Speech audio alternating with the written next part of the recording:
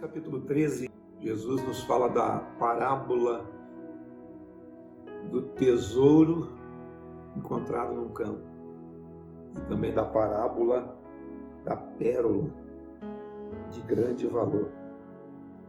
E o escritor ele começa dizendo assim, que o reino dos céus, o reino de Deus, o evangelho, essa mudança de mente, essa mudança de consciência, essa nova percepção, essa nova vida, ela é semelhante a um tesouro oculto num campo. Você não sabe que tem aquele tesouro ali, o qual certo homem, tendo-o achado. Então a gente se achega ao evangelho, entra nesse campo, entra nessa lavoura, que é o evangelho. Você sabe que o evangelho, nele está tudo feito. Nele tudo está consumado, pago, realizado. A obra de Jesus é uma obra acabada. A obra da cruz é uma obra perfeita.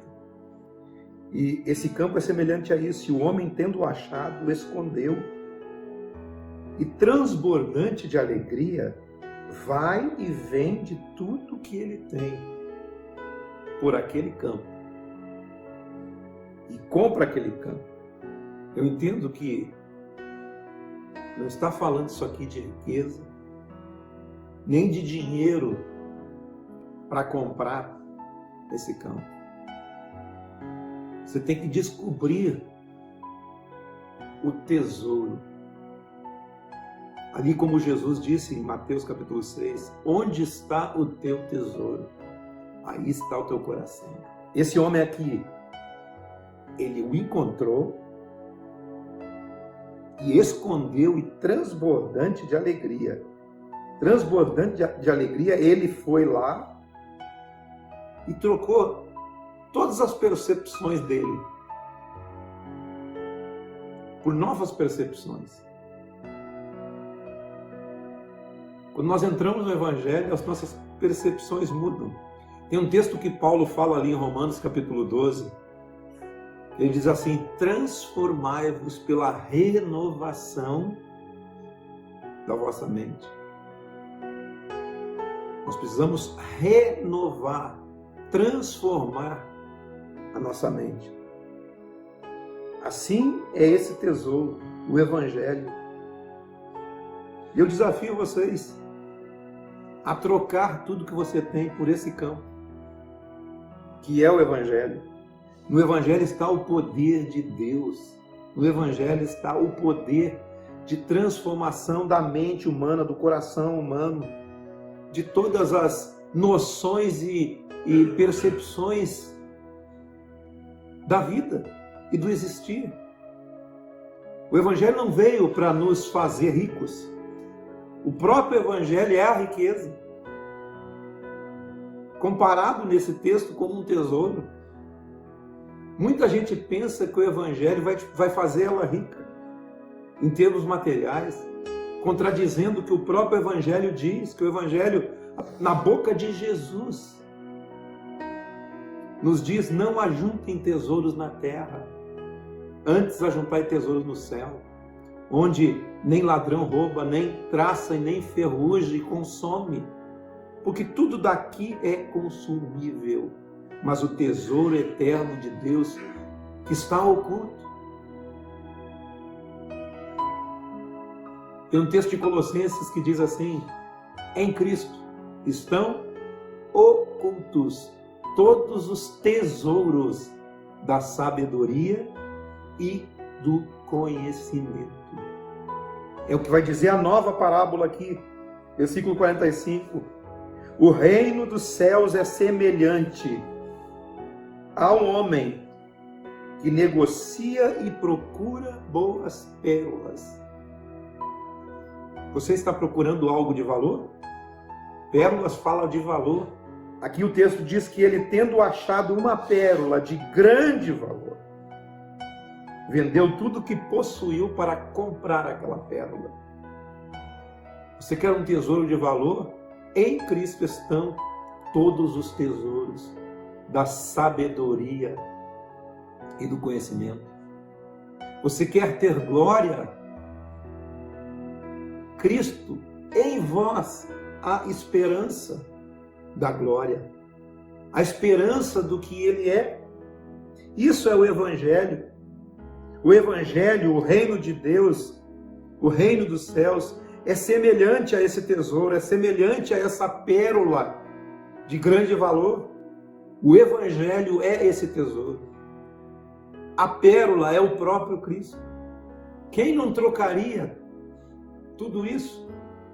Todas as suas noções de existência, pela noção de existência que Jesus nos passa, que Jesus nos apresenta, que Jesus nos mostra.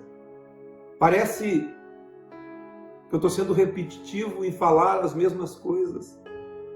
Jesus é o nosso tesouro. O Evangelho é o nosso tesouro. E esse Evangelho, no Evangelho tudo está feito. João 19, 28, diz assim que depois, vendo Jesus que tudo já estava feito, que tudo já estava consumado, e para se cumprir a Escritura, ele disse: tenho sede. Estava ali um vaso cheio de vinagre. Embebedaram de vinagre uma esponja e, fixando-a num caniço de sopo, lhe chegaram à boca. Quando, pois, Jesus tomou o vinagre, disse: está feito, está pronto. Aqui a palavra é tetelestai. Inclinando a sua cabeça, rendeu o seu espírito. Toda a obra de Jesus é uma obra feita e consumada. Nesse momento abriu-se um caminho novo. Nesse momento, na carne de Jesus, abriu-se um caminho novo. O que aconteceu naquele dia que Jesus morreu, o véu do templo foi rasgado de alto a baixo. Ali que representava o caminho do homem para o Santo dos Santos, o lugar onde Deus estava. Hoje esse caminho está aberto pelo Evangelho, porque o Evangelho é um tesouro e você tem esse acesso aberto. Um novo e vivo caminho na sua própria carne, no seu derramar do seu sangue, oferecendo a sua vida em holocausto ali por mim e por você. Esse caminho está aberto. E hoje nós temos um acesso direto a Deus, direto ao trono da graça. Esse é o tesouro. É o acesso. É nesse lugar.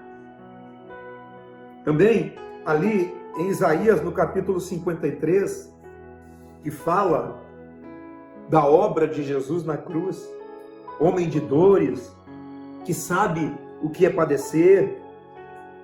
Esse homem, Jesus, certamente ele tomou sobre si as minhas enfermidades. Ele tomou sobre si as nossas enfermidades, as nossas dores, as nossas aflições, as nossas angústias. O castigo que nos traz a paz estava sobre ele. E pelo seu sacrifício, nós fomos sarados. Hoje nós podemos viver em novidade de vida. Amém. Hoje nós podemos, por este lugar que Jesus estabeleceu, nós podemos viver uma vida nova. Viver uma vida não sem aflições. Podemos ter as aflições da vida, mas temos a certeza de que tudo está sobre Jesus e que esse tempo de existência terrena ele vai passar. Levou as nossas enfermidades, as nossas dores.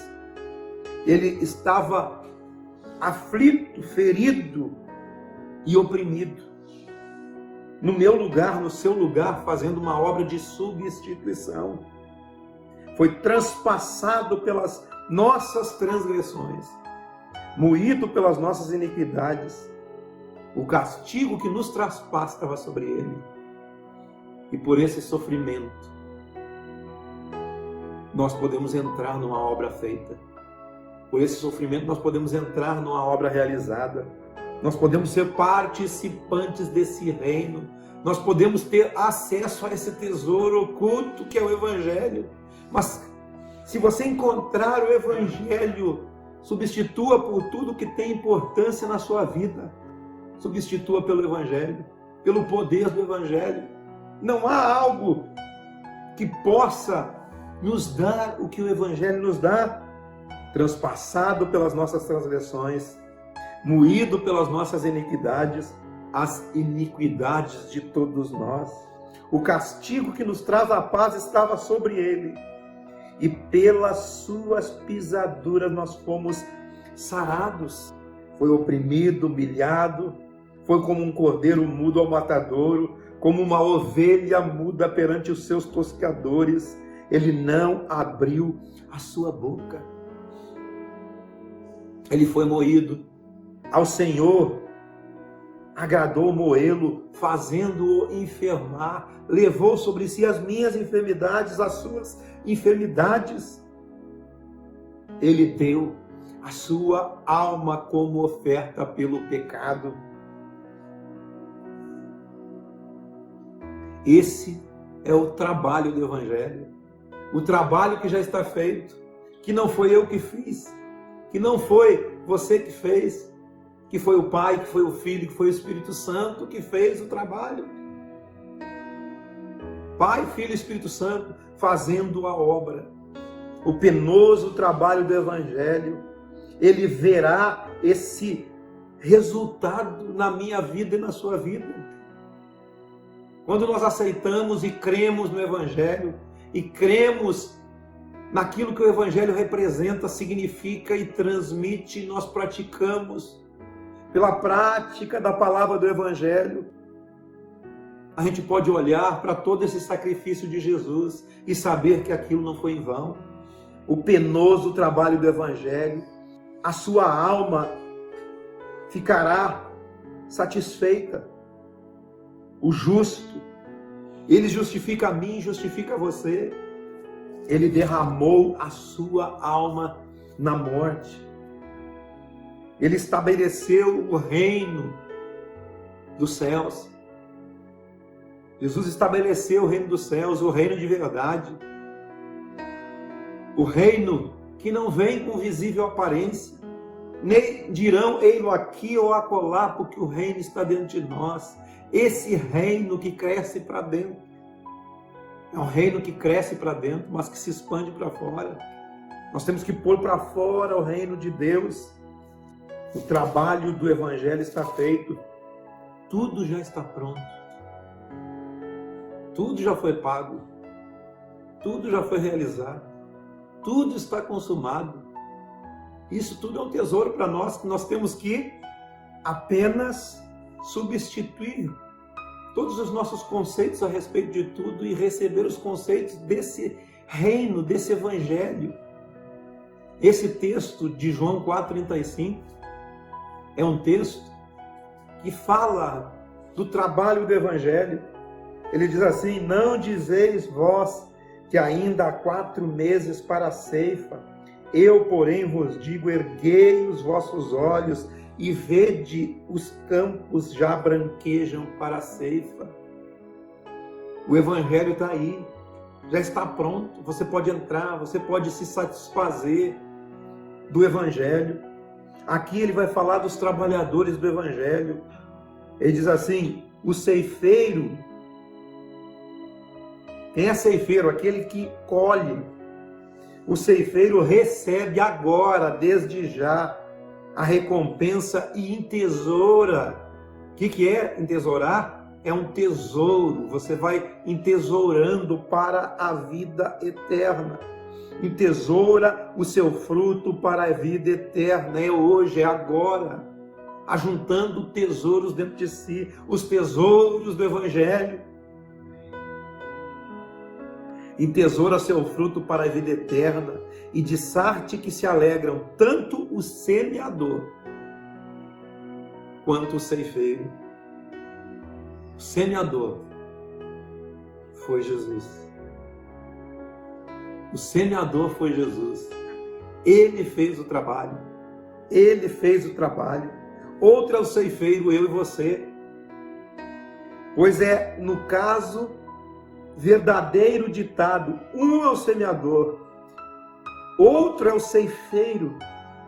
Mas eu vos enviei a ceifar o que não semeastes. O trabalho não foi nosso. O penoso trabalho do Evangelho foi na cruz. Foi Jesus que fez o trabalho. Outros trabalharam e vós entrastes no seu trabalho. Quando eu encontro esse tesouro oculto num campo, ou encontro essa pérola de grande valor, se for a pérola, se você encontrar Jesus, substitua tudo que você tem pelo valor que Jesus representa para você. Se for um tesouro num campo, substitua, venda tudo que você tem.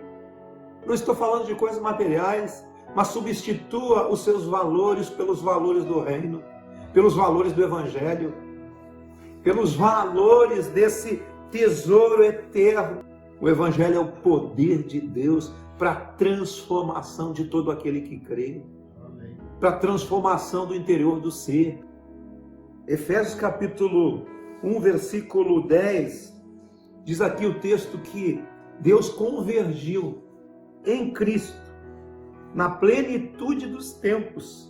Tempo pleno é o tempo do Evangelho, plenitude dos tempos é os tempos de Jesus. Convergiu nele todas as coisas, tanto as do céu quanto as da terra, e nós podemos usufruir disso, porque o texto aqui diz assim: também vós, depois que ouvistes a palavra da verdade, a palavra do Evangelho, o Evangelho da vossa salvação, tendo nele também crido, e crido nesse Evangelho, crido em tudo que o Evangelho é, tendo nele crido, foste selado com o Espírito Santo da promessa, que é o penhor,